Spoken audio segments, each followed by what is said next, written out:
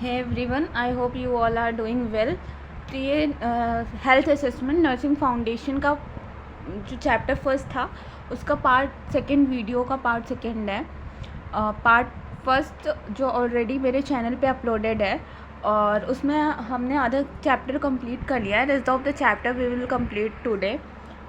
So we will start our chapter with physical examination.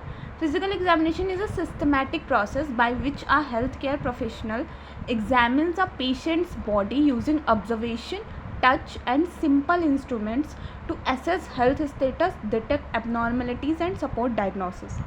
Physical examination is the organized assessment of the body using inspection, palpation, percussion and auscultation to gather objective data about a patient's health. तो as previous जो rest of the chapter था वो ये chapter हमारा health assessment में ही based है कि सबसे पहले जब पेशेंट हॉस्पिटल आता है तो हम क्या क्या करते हैं। जो हमारा सबसे पहला काम है वो होता है हिस्ट्री कलेक्शन का, जिसमें हम पेशेंट की बेसिक हिस्ट्री कलेक्ट करते हैं और पेशेंट का चीफ कंप्लेन क्या है, किस वजह से वो आया है, ठीक है, वो ये कलेक्ट कर देते हैं। That is called identification data और हिस्ट्री कलेक्शन। उसके बाद का जो नेक्स्ट स्टेप है that is physical examination. Physical examination में हम बेसिकली सबसे पहला काम जो करते हैं दैट इज़ ऑब्जर्वेशन। पेशेंट को हम ऑब्ज़र्व करते हैं हेड से टो तक। सिंपली हम ऑब्ज़र्व करके पता करते हैं कि जो हमारा पेशेंट है उसकी हाइजीन कितनी मेंटेन है, उस पेशेंट ने कितनी हाइजीन मेंटेन की है, ठीक है, उसकी जो भी अपर एक्सट्रीमिटीज़ और लोअर एक्सट्रीमिटीज़ हैं वो नॉर्मल है, उसके बॉडी का जो भी स्ट्रक्चर है, शेप है वो नॉर्मल है, उसके बॉडी में कहीं भी वुंड, बर्न या फिर स्वेलिंग नहीं है, रेडनेस नहीं है। तो ये सारी चीज़ें हमें ऑब्जर्वेशन से पता चल जाती है। उसके बाद आता है टच। आप पेशेंट को टच करते हो तो आपको पता चल जाता है कि पेशेंट का टेम्परेचर क्या है, ठीक है, उसका टेम्परेचर ज़्यादा तो नहीं है या फिर उसकी शरीर ठंडी तो नहीं पड़ रही, उसका टेम्परेचर कम तो नहीं है, ठीक है। उसके बाद आता है use of simple instruments. Use of simple instruments जिसमें आपका थर्मोमीटर आ जाता है कि आप पेशेंट के टेम्परेचर को नापने के लिए आप थर्मोमीटर का यूज़ करते हो, ठीक है। उसमें आपका स्टेथोस्कोप आ जाता है कि आप heart sound, lung sound, bowel sound सुनने के लिए स्टेथोस्कोप का यूज़ करते हो, ठीक है। बीपी इंस्ट्रूमेंट्स आते हैं बीपी मेज़र करने के लिए। और ये होता है कि आप फिज़िकल एग्जामिनेशन में आप सबसे पहले ऑब्जर्वेशन कर रहे हो, फिर टच कर रहे हो, फिर आप सिंपल इंस्ट्रूमेंट्स का यूज़ कर रहे हो। फिज़िकल एग्जामिनेशन 4 स्टेप्स में होते हैं, ठीक है, 4 स्टेप्स में होते हैं। That is inspection, palpation, percussion और एस्कल्टेशन। इंस्पेक्शन में तो वही आता है इंस्पेक्ट करना, मतलब ऑब्ज़र्व करना, जैसा एज आई प्रीवियसली सेज कि हम पेशेंट को ऑब्ज़र्व करते हैं, ठीक है, हेड से लेके टो तक हम ऑब्ज़र्व करते हैं, इंस्पेक्ट करते हैं, तो वो इंस्पेक्शन में आ जाता है। उसके बाद आता है पैल्पेशन। पैल्पेशन में आप अपनी फिंगर टिप्स, जो आपके 4 फिंगर हैं, उनके टिप्स की हेल्प से आप पेशेंट को टच करते हो, दैट इज़ पैल्पेशन। पैल्पेशन से आपको क्या क्या पता चल रहा है। जब सबसे पहले आप किसी को टच करोगे तो उसका टेम्परेचर पता चलेगा, ठीक है, मोस्ट कॉमन जो है वो टेम्परेचर पता चलेगा। पेशेंट की स्किन टेंडरनेस पता चलेगी कि मतलब स्किन सॉफ्ट है या फिर टाइट स्किन है, ठीक है, स्किन टर्गर कैसा है, और कहीं पे भी स्वेलिंग या फिर टच करने पे पेन तो नहीं हो रहा है, तो वो हमें पता चलता है पैल्पेशन से। Palpation is further divided into 2 types, that is light palpation और डीप पैल्पेशन, ठीक है। पैल्पेशन को हम 2 तरह से करते हैं, एक तो करते हैं हम लाइट और दूसरा हम करते हैं डीप, ठीक है। लाइट पैल्पेशन में क्या करते हैं मैम, लाइट पैल्पेशन में बच्चे हम सिर्फ टच करते हैं, ठीक है, अपनी फिंगर टिप से हम लाइटली पेशेंट के स्किन को टच करते हैं। और डीप पैल्पेशन में हम प्रेस करते हैं पेशेंट की स्किन में अपनी फिंगर टिप्स को, that is known as deep palpation. उसके बाद क्या आता है, उसके बाद आता है परकशन। परकशन में आप क्या कर रहे हो, अभी तक आप पैल्पेशन में क्या कर रहे थे, पैल्पेशन में तो हम टच कर रहे थे, ठीक है। परकशन में हम अपने फिंगर टिप्स को टैप करते हैं, पेशेंट की स्किन पे टैप करते हैं अपने फिंगर टिप्स को, that is known as percussion, ठीक है। जैसे कॉन्स्टिपेशन वगैरह या फिर कुछ भी पता करना है तो हम अपने फिंगर टिप्स को टैप करते हैं पेशेंट की स्किन पे, दैट इज़ परकशन। उसके बाद आता है अस्कल्टेशन। अस्कल्टेशन में सिंपल हम बॉडी साउंड्स को सुनते हैं with the help of stethoscope, ठीक है। जैसा कि आप हार्ट साउंड सुनते हो, लंग साउंड सुनते हैं, बावल साउंड सुनते हैं, ठीक है, एब्डोमेन में, तो वो हम करते हैं with the help of auscultation. तो ये जो 4 स्टेप्स मैंने आपको अभी बताया, इंस्पेक्शन, पैल्पेशन, परकशन और अस्कल्टेशन, ये it comes under physical examination, ठीक है। ये चारों स्टेप्स किस में आते हैं? फिजिकल एग्जामिनेशन में आता है। मतलब आप अपनी फिजिकल एग्जामिनेशन को इन 4 स्टेप्स के बेसिस पे क्या करते हो? कंप्लीट करते हो, ठीक है। टेक्निक्स ऑफ फिजिकल एग्जामिनेशन ये रहा, एज आई प्रीवियसली सेज कि 4 टेक्निक्स होती है फिजिकल एग्जामिनेशन में। सबसे पहला आता है इंस्पेक्शन, जो visual examination of the body होता है, ठीक है, जिसमें आप सिर्फ ऑब्जर्व करते हो पेशेंट को। क्या ऑब्जर्व करते हैं मैम? हम ऑब्जर्व करते हैं बच्चे कलर, ठीक है, शेप, साइज, सिमेट्री और पोस्चर, कि पेशेंट का पोस्चर कैसा है। मान लो उसका एक शोल्डर एक साइड से झुका हुआ है, ठीक है, एबनॉर्मल पोस्चर है पेशेंट का, तो वो तो आपको पेशेंट को देख के ही पता चल जाएगा, तो वो इंस्पेक्शन में ही आएगा, ठीक है। बॉडी की साइज़ क्या है, कलर क्या है, कलर इन द सेंस उसकी बॉडी पेल तो नहीं पड़ रही है, येलोइश सा कलर तो नहीं हो रहा है बॉडी का, ठीक है, लिप्स का कलर ब्लूइश तो नहीं हो रहा है। तो इस तरह से हम इसमें क्या पता करते हैं? इंस्पेक्शन में पेशेंट को हम ऑब्जर्व करते हैं, ठीक है, देख के। और for example checking skin for rashes and swelling, ठीक है। आप स्किन, अगर पेशेंट की मान लो फुट में स्वेलिंग है, ठीक है, और पेशेंट को आप head to toe carefully observe कर रहे हो, तो आप देख लोगे कि उसके फुट पे स्वेलिंग है, ठीक है, तो वो किसके अंदर आ जाएगा? वो आ जाएगा इंस्पेक्शन के under. Next one is palpation, the second one is palpation, जिसमें again I says as I previously says कि use hand to feel body parts, ठीक है। हैंड को हम यूज़ करते हैं, अपनी फिंगर टिप्स को यूज़ करते हैं to feel the body parts, assess temperature, texture, tenderness और मासेस। इसमें मैंने आपको पहले ही बताया कि टेम्परेचर, टेक्सचर और टेंडरनेस ऑफ द स्किन को हम क्या करते हैं? पता करते हैं, ठीक है। और मैंने ये भी आपको बताया कि ये 2 टाइप्स के होते हैं। It further divide into 2 types, that is light palpation और dark palpation. Then the third one is percussion, जिसमें हम tapping the body surface to produce sound, help assess underlying structures, ठीक है। साउंड जैसे resonant normal lungs, dull solid organ, tympanic air field organs, ठीक है, areas. तो percussion में हम अपनी फिंगर टिप्स को टैप करते हैं और ये 3 साउंड है, ठीक है, ये 3 साउंड है। दैट इज़ रेजोनेंट, जो बताता है कि नॉर्मल लंग है, डल दैट इज़ सॉलिड ऑर्गन, और टिम्पैनिक एयर फील्ड एरियाज। तो ये साउंड, अब आप बोलोगे मैम ये साउंड्स होते कैसे हैं, क्या होता है?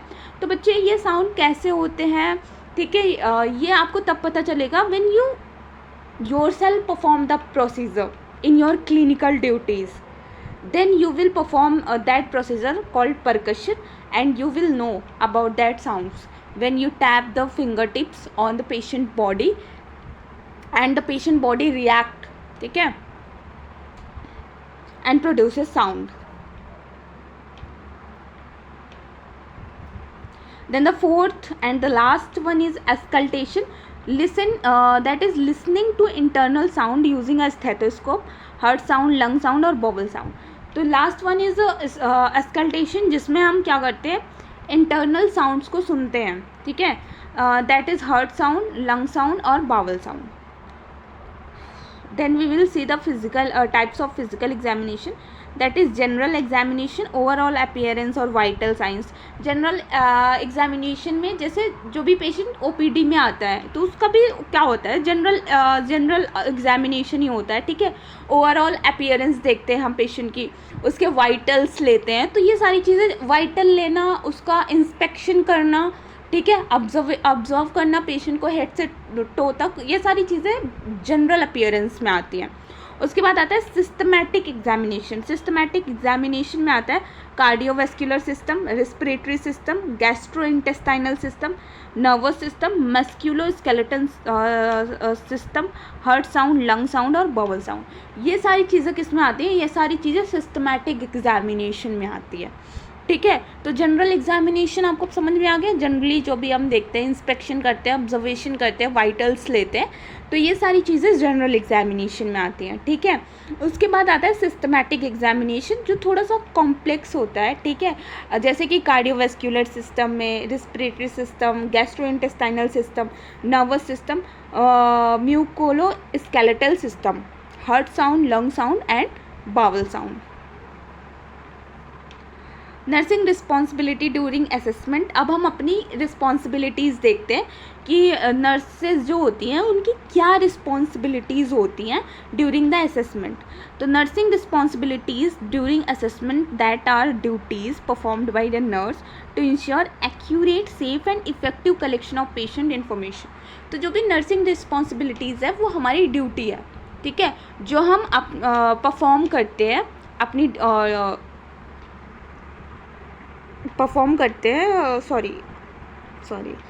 नर्सिंग रिस्पॉन्सिबिलिटीज़ वो क्या है, वो ड्यूटीज़ हैं जो असेसमेंट जब भी हम कर रहे होते हैं वो उसको हम परफॉर्म करते हैं। जैसे कि इंश्योर करते हैं accurate, safe and effective collection of patient information. हम ये एक नर्स की क्या रिस्पॉन्सिबिलिटी है, उसकी ये रिस्पॉन्सिबिलिटी है कि हम जो भी पेशेंट का डाटा कलेक्ट कर रहे हैं वो वैलिड होना चाहिए। ठीक है।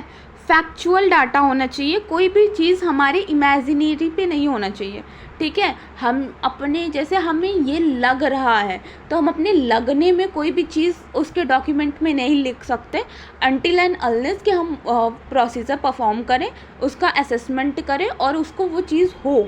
ठीक है। जैसे कि हमें किसी पेशेंट को देख के लग रहा है कि उसको ये पर्टिकुलर बीमारी हो सकती है, तो हम अपने लगने पे वो चीज़ें नहीं कर सकते अनटिल एंड अनलेस कि वो डायग्नोसिस में निकले उसकी वो बीमारी, देन हम उसको अपने नर्सिंग नोट्स में, पेशेंट के डॉक्यूमेंटेशन में, रिपोर्ट में वो चीज़ें हम नोट डाउन करेंगे। सबसे पहले होता है नर्सिंग रिस्पॉन्सिबिलिटीज़ में prepare the environment, that is maintain a clean, quite and comfortable environment, ensure proper lighting and ventilation, arrange equipment before starting the assessment। ठीक है। सबसे बड़ी जो भी मतलब नर्सिंग रिस्पॉन्सिबिलिटीज़ में सबसे पहले आता है प्रिपेयर द इन्वायरमेंट। अब जब हमारा कोई भी पेशेंट ओपीडी में आया, ठीक है, अब उसे एडमिट होना है, तो ये हमारी रिस्पॉन्सिबिलिटी है कि हम उस पेशेंट के एडमिट होने के लिए वार्ड पहले से ही तैयार रखें। ठीक है। हमारे वार्ड में प्रॉपर लाइटनिंग होनी चाहिए, हमारा वार्ड क्वाइट होना चाहिए, मतलब नॉइज़, अननेसेसरी नॉइजेस नहीं होने चाहिए, प्रॉपर वेंटिलेशन होना चाहिए। ठीक है। और प्रॉपर इक्विपमेंट्स वो अरेंज होने चाहिए ताकि जो भी पेशेंट है उसके असेसमेंट में कोई भी डिले ना हो और कोई भी गलती ना हो। ठीक है। तो ये बहुत ही इंपॉर्टेंट है कि इन्वायरमेंट को प्रिपेयर करके रखना है हमें। Ensure privacy and confidentiality, use curtains or screens during examination, respect patient dignity, keep patient information confidential। तो जब भी सेकेंड जो सबसे इम्पॉर्टेंट चीज़ है वो है ensure privacy and confidentiality. That mean जब हम फिजिकल एग्जामिनेशन कर रहे हैं तो हम प्रॉपर कर्टन्स वगैरह का यूज़ करें। ठीक है। हमें अपने पेशेंट की प्राइवेसी का पूरा ध्यान रखना है। और कॉन्फिडेंशियलिटी मतलब जो भी पेशेंट, अगर मान लो कोई हमारा पेशेंट आया है और वो HIV पॉजिटिव निकल गया, ठीक है, हमने असेसमेंट किया, हमें पता चला कि HIV पॉजिटिव है, तो हमें ये बात दूसरे पेशेंट से या फिर किसी और से अननेसेसरी नहीं फैलाना है कि इस बेड नंबर का पेशेंट HIV पॉजिटिव है। नहीं, हमें ऐसा नहीं करना है, हमें वो बात खुद तक रखनी है। ठीक है। अपने हेल्थ केयर टीम मेंबर्स को बताना है जो उस पेशेंट को केयर देंगे। ये भी नहीं कि आप दूसरे वार्ड के हेल्थ केयर मेंबर्स को बता रहे हो, अपने वार्ड के हेल्थ केयर मेंबर को बताना है, वो मेंबर जो उस पेशेंट को केयर देने में इन्वॉल्व है, सिर्फ उन्हें। तो ये होता है मेंटेन प्राइवेसी एंड कॉन्फिडेंशियलिटी कि आपका जो भी पेशेंट का डाटा है आप उसे गोपनीय रखोगे। ठीक है। पेशेंट से बिना पूछे आप उसके डाटा को इधर उधर नहीं फैलाओगे। फिर introduce yourself and build rapport. तो सबसे पहले होता है कि आपको एक नर्स पेशेंट रिलेशनशिप मेंटेन करके रखना होता है। ठीक है। आपको पेशेंट के साथ फ्रेंडली रहना होता है कि पेशेंट वो आप पे ट्रस्ट करे और वो आपको अपनी प्रॉब्लम्स को बताए। कई बार पेशेंट वो छुपा लेते हैं बात को, तो आपको पेशेंट के साथ सबसे पहले खुद को अच्छे से इंट्रोड्यूस करना और बिल्ड करना रैपॉर्ट, मतलब एक नर्स पेशेंट रिलेशनशिप बिल्ड करना है ताकि पेशेंट आपको सारी बातें खुल के बताए। ठीक है, greet the patient politely, explain your role and procedure, develop trust and cooperation. Yes, patient में आपको ट्रस्ट और कॉपरेशन डेवलप करनी है। फिर ऑब्टेन कंसेंट, मतलब हम कोई सा भी प्रोसीजर कर रहे हैं तो उसके लिए हमें पेशेंट को सबसे पहले एक्सप्लेन करना है और उसको कंसेंट लेना है। टेक परमिशन बिफोर एग्जामिनेशन, जैसे एग्जामिनेशन भी कर रहे हो तो एग्जामिनेशन में हमने देखा है टच, ठीक है, ऑब्जर्वेशन के बाद क्या था, टच। तो आप बिना पेशेंट को पूछे उसको टच नहीं कर सकते हो, ठीक है, तो आपको पेशेंट से कंसर्ट लेना है कि हमें ये प्रोसीजर करना है तो हमें आपको टच करना पड़ेगा, तो क्या हम कर लें, तो पेशेंट वो खुद ही बताएंगे, ठीक है। Explain the purpose of assessment, answer the patient question clearly, तो आपको जो आप असेसमेंट कर रहे हो उसका पर्पस बताना है पेशेंट को कि हमने आपके स्किन को टच किया है, आपका टेम्परेचर बढ़ा हुआ लग रहा है तो हम थर्मोमीटर से चेक करेंगे, ठीक है, तो इस तरह से। और अगर पेशेंट कोई क्वेश्चन पूछता है तो उसको आपको क्लियरली उसका आंसर देना है, पेशेंट को ऐसे टालना नहीं है या फिर उसकी बात को इग्नोर नहीं करना है, ठीक है। Collect accurate health history, ask question systematically, listen carefully, record complete and correct information, ठीक है। जो भी हम पेशेंट का जो भी हम रिकॉर्ड कर रहे हैं उसको करेक्टली रिकॉर्ड करना है और करेक्ट रिकॉर्ड करना है, ठीक है। कुछ भी खुद के एब्जॉर्प्शन से नहीं रिकॉर्ड करना है, पेशेंट से सारी चीज़ें पूछ के उसको केयरफुली सुन के और फिर उसको इन्फॉर्मेशन को डॉक्यूमेंटेशन वाली फ़ाइल जो होती है पेशेंट की, हर एक पेशेंट की अपनी खुद की फ़ाइल होती है, मतलब जब वो हॉस्पिटल में आता है तो मेरे हर एक पेशेंट का एक डॉक्यूमेंट बनाते हैं, एक डॉक्यूमेंटेशन वाली फाइल्स बनाते हैं, तो उसमें उसको आपको क्लियरली लिखना है। Use proper assessment technique, the nurse should correctly perform. हाँ, जो भी 4 असेसमेंट टेक्निक्स मैंने आपको बताई थी, कौन कौन सी बताई थी बच्चे, इंस्पेक्शन बताया था, पैल्पेशन बताया था, परकशन बताया था और एस्कल्टेशन बताया था। तो ये जो 4 टेक्निक्स हैं इसको आपको केयरफुली परफॉर्म करना है, ठीक है, फिजिकल एग्जामिनेशन करते वक्त, मतलब हाँ। Then we have a 7th point, that is observe patient carefully, physical condition, emotional status, behaviour and communication, sign of pain and discomfort. हमें अपने पेशेंट को क्या करना है, हमें अपने पेशेंट को ऑब्जर्व करना है केयरफुली, ठीक है, उसकी फिजिकल कंडीशन को, इमोशनल कंडीशन को, हाइजीन को, बिहेवियर को, साइन ऑफ पेन और डिस्कम्फर्ट, वो सारी चीज़ों को हमें क्या करना है, ऑब्जर्व करना है। Maintain infection control, wash hand before and after assessment, use gloves, follow standard precautions, ठीक है। तो हमें पेशेंट को केयर देने के साथ साथ अपना खुद का प्रिकॉशन भी करते हुए चलना है कि हमें प्रॉपर हैंड वॉश करना है, ठीक है, असेसमेंट के पहले भी, असेसमेंट के बाद भी, ग्लव्स वियर करने हैं और स्टैंडर्ड प्रिकॉशंस लेते रहना है, मतलब उसको फॉलो करना है, ठीक है। ऐसा नहीं होना चाहिए कि आप किसी और को केयर देने के चक्कर में खुद बीमार पड़ रहे हो, तो अपनी सेफ्टी सबसे ऊपर रखनी है, पूरी तरह से प्रिकॉशंस लेनी है और फिर पेशेंट की सेफ्टी तो हमारे लिए बहुत बड़ी जिम्मेदारी वो तो है ही।